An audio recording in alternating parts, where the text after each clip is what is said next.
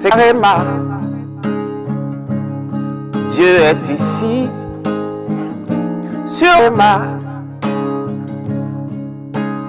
Qui veut être connu? Bienvenue chers téléspectateurs et bienvenue au mois de décembre, le dernier mois de l'année 2023. Par la grâce de Dieu, c'est votre programme de méditation, le Réma de vie, et c'est vendredi, le 1er décembre 2023. Et la lecture de la Bible, nous lisons Jean chapitre 1 au chapitre 7, et nous sommes toujours avec la mère dynamique, le docteur Lizzie Johnson Suleiman. Et le thème de cette méditation, c'est couronné de bonté. Couronné de bonté.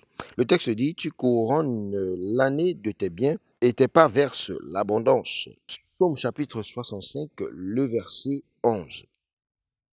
Quelle joie d'être dans le 12e mois de l'année 2023. Je prophétise sur ta vie, dit la mère dynamique, par le mandat du ciel. Cette année se couronnera de bonté pour toi. Tu te réjouiras de la grosseur en toutes choses. L'agenda du ciel est de toujours nous procurer le meilleur à la fin.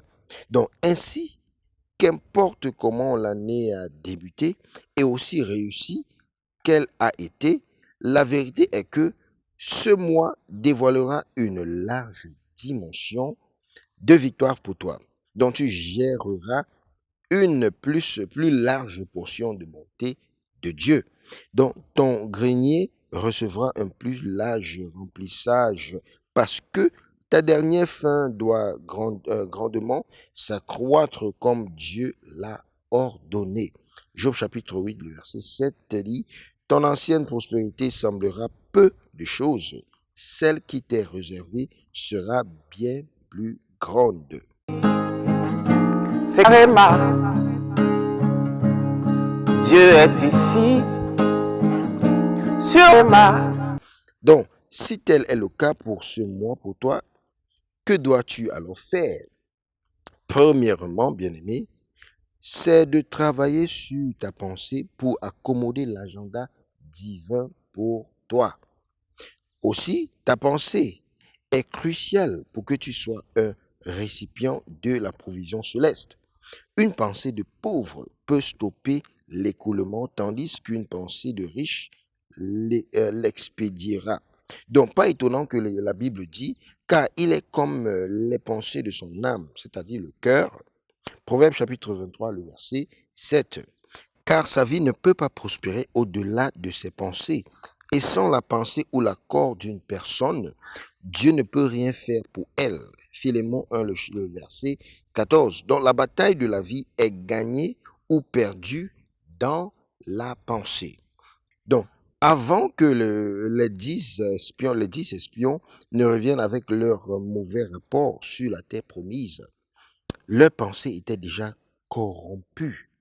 Donc, ils avaient une mauvaise mentalité sur la victoire divine et une pauvre image d'eux-mêmes. Donc, ils ont dit qu'ils étaient à leur propre vue comme des sauterelles. Et ils en furent ainsi devant leur adversaire. Plus étonnamment que leur vie n'ont pas exprimé tout ce que Dieu avait en stock pour eux. Romains chapitre 12, le verset 1 au verset 2, nous donne par conséquent ce conseil.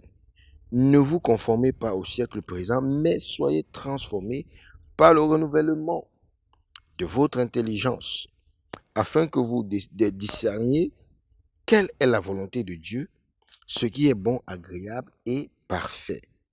Lorsque ta pensée s'est alignée avec le programme divin, alors tes paroles et tes actions suivent avec une grande expectation d'accommoder la bonté de Dieu. Bien-aimés, prions aujourd'hui. La prière dit, mon Père, pendant que je prie, couronne cette année avec ta bonté pour moi. Au nom de Jésus. Amen. C'est Réma. Dieu est ici, sur Réma. Qui veut être connu?